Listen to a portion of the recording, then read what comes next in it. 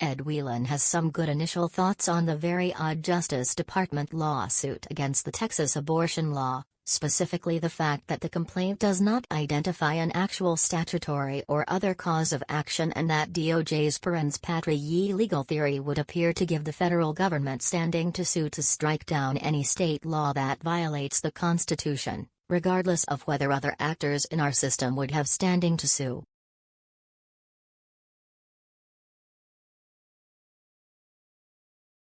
Let me add 3 preliminary observations of my own, specifically focusing on the portion of the complaint that asserts that the federal government has a right to sue because the Texas law interferes with federal programs.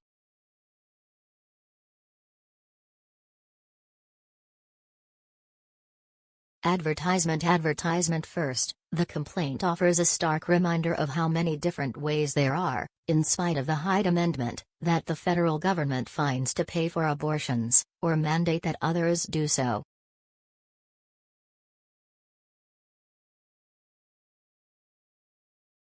The list is lengthy. Labor Department's Job Corps, which requires contractors to carry health insurance that covers abortion.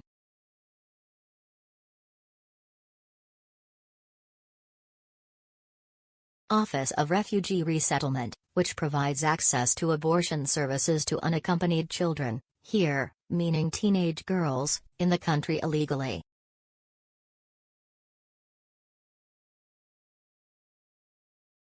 Bureau of Prisons, which provides abortions to inmates. Centers for Medicare and Medicaid Services, which mandates that states cover certain abortions through Medicaid.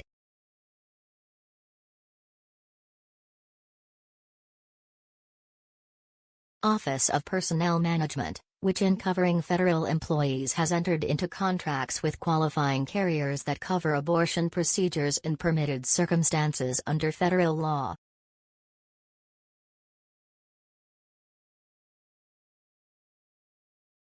Department of Defense, which provides abortions on its facilities.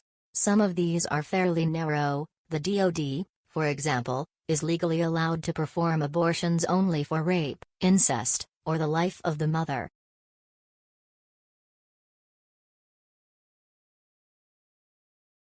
Still, the complaints list offers a roadmap of potential congressional and executive branch fights in the federal promotion of abortion.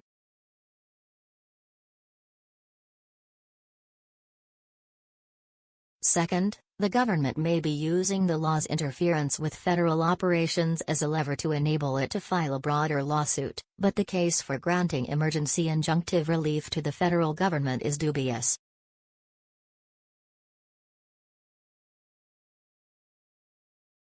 Recall, the structure of this law, in which enforcement can come only through private lawsuits in the Texas courts, means that nobody will be penalized unless and until a suit is filed.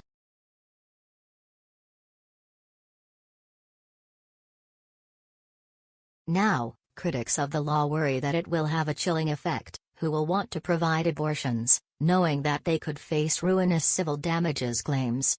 Who has pockets that deep? Well, here comes Merrick Garland and the Department of Justice to remind us that there is, in fact, somebody with pockets that deep, the federal government, which is presently debating adding $3.5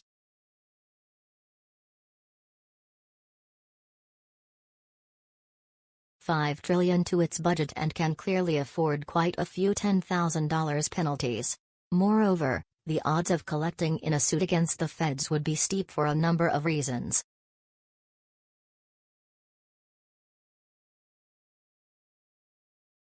Notably, nowhere in the complaint is there any claim, as were raised in the case the Supreme Court turned aside, that the feds will decline to provide the enumerated abortion services in fear of S.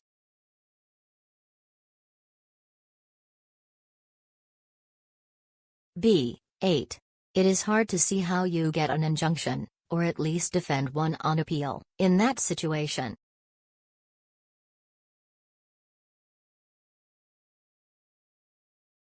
Where is the irreparable harm? Advertisement. Third, the fact that the Democrats are willing to turn the Justice Department, yet again, into a weapon against states passing abortion laws suggests that the aftermath of the Dobbs case, in the event that the Supreme Court overturns Roe v.